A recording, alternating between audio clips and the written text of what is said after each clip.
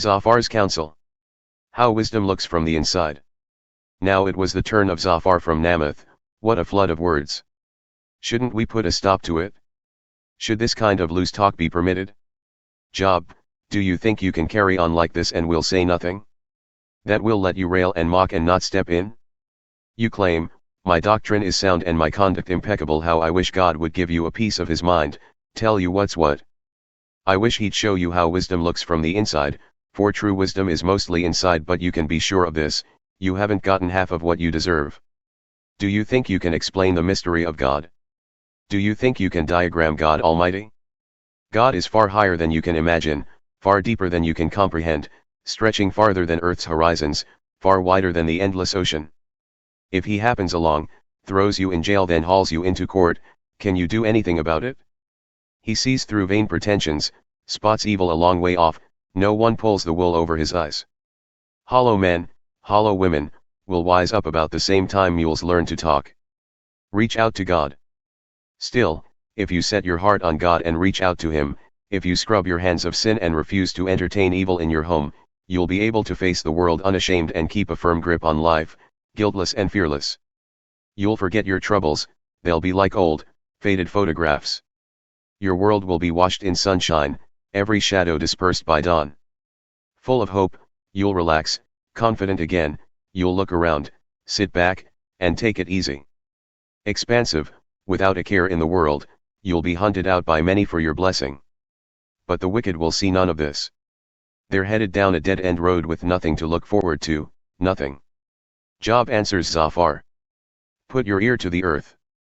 Job answered, I'm sure you speak for all the experts, and when you die there'll be no one left to tell us how to live. But don't forget that I also have a brain, I don't intend to play second fiddle to you. It doesn't take an expert to know these things. I'm ridiculed by my friends, so that's the man who had conversations with God. Ridiculed without mercy, look at the man who never did wrong. It's easy for the well-to-do to point their fingers in blame, for the well-fixed to pour scorn on the strugglers. Crooks reside safely in high-security houses, insolent blasphemers live in luxury, they bought and paid for a God who'll protect them.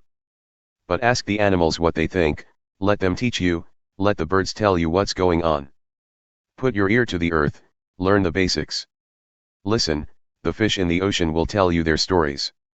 Isn't it clear that they all know and agree that God is sovereign, that he holds all things in his hand, every living soul, yes, every breathing creature?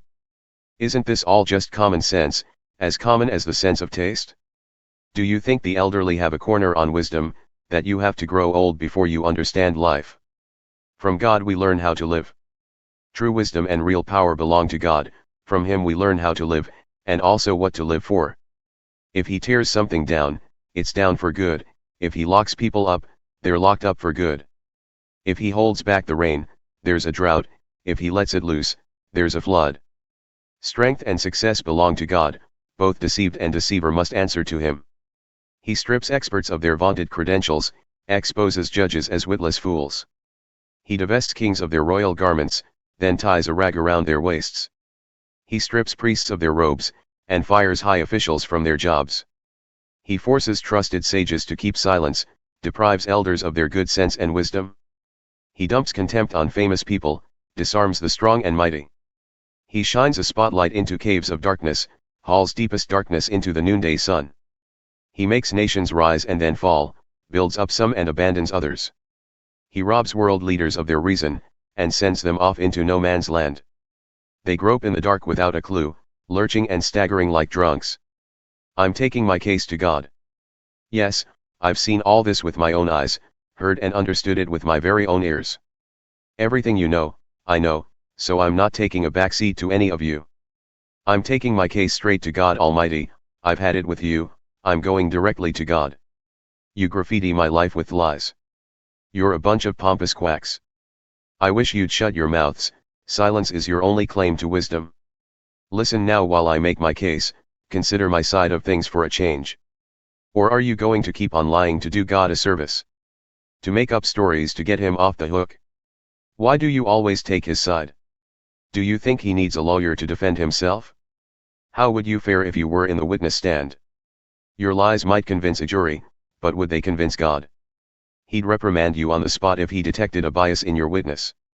Doesn't his splendor put you in awe? Aren't you afraid to speak cheap lies before him? Your wise sayings are knick-knack wisdom, good for nothing but gathering dust. So hold your tongue while I have my say, then I'll take whatever I have coming to me. Why do I go out on a limb like this and take my life in my hands? Because even if he killed me, I'd keep on hoping. I'd defend my innocence to the very end. Just wait, this is going to work out for the best, my salvation. If I were guilt-stricken, do you think I'd be doing this, laying myself on the line before God? You'd better pay attention to what I'm telling you, listen carefully with both ears. Now that I've laid out my defense, I'm sure that I'll be acquitted. Can anyone prove charges against me? I've said my piece. I rest my case. Why does God stay hidden and silent? Please, God, I have 2 requests, grant them so I'll know I count with you. First, lay off the afflictions, the terror is too much for me. Second, address me directly so I can answer you, or let me speak and then you answer me. How many sins have been charged against me? Show me the list, how bad is it? Why do you stay hidden and silent? Why treat me like I'm your enemy? Why kick me around like an old tin can? Why beat a dead horse? You compile a long list of mean things about me, even hold me accountable for the sins of my youth. You hobble me so I can't move about. You watch every move I make, and brand me as a dangerous character.